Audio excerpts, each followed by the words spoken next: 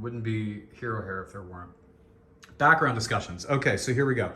This is, I was told on the replica prop forum that I need to slow down my camera movements because they're quote unquote nauseating. Oh. I replied, to each their own, I like a sweeping camera. Anyway, here we go. Wow, that's really nice. That was a really nice comment, wasn't it? From someone, yeah. Yeah, nauseating. I don't care. Anyway, so let's take a look at what my sweeping camera is going to show us. This is the time traveling physician. This is the 10th variant. This is a screen accurate reproduction wig of David Tennant. And this is for one of our clients, Sir Charlemagne, right? On Instagram. And this has already been delivered to the client. So what a lot of people don't know, if you're just finding us, I have to pretend that you're always just finding us and don't know who we are. Once we create the wig, I mean, we go through a long process. We go through fittings when it's midway through production, and we get it back to the studio, and we use that to guide the rest of our work. And there's all sorts of check-in processes to make these things look as good as they do once they're on the client's head. But even when they're on the client's head, once we get them delivered, we do an assessment period.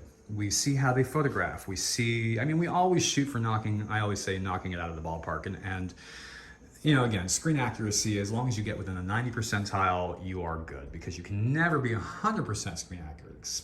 I mean, we're talking about hair that wants to do what it wants to do, and we're trying to control it, and it's always a fight, but we're pretty good at it.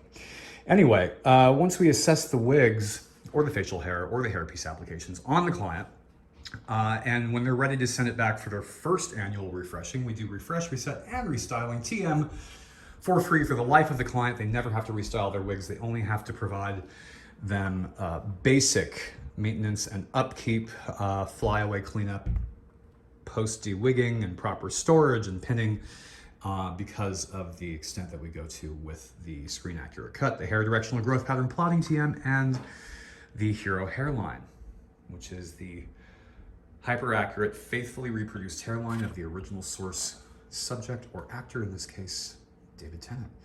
And you can go in within 3 inches to the naked eye and not see a single knot. We're the only studio in the world that does that, feature film, television, or cosplay.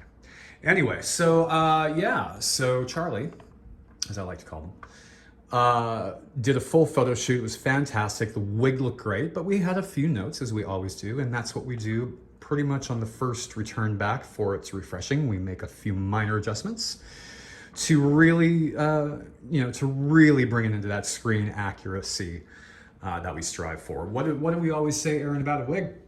It's never finished. It's never finished. So we are constant cobblers here at Hero Hair, but it'll never not look absolutely fantastic. So I'm thrilled. I mean, Caitlin did a whole nother cut pass, and thanks, Caitlin.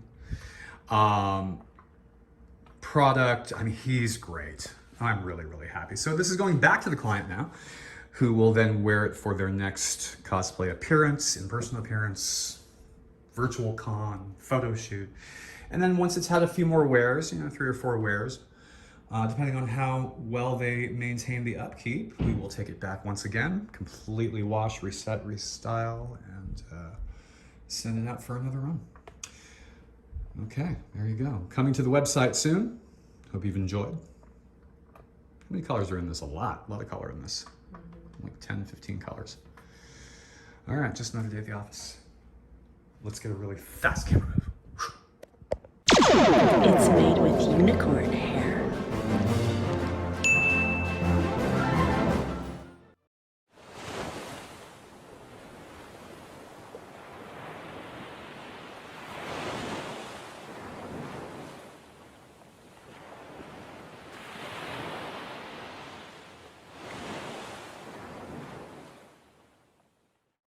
Down to the dent.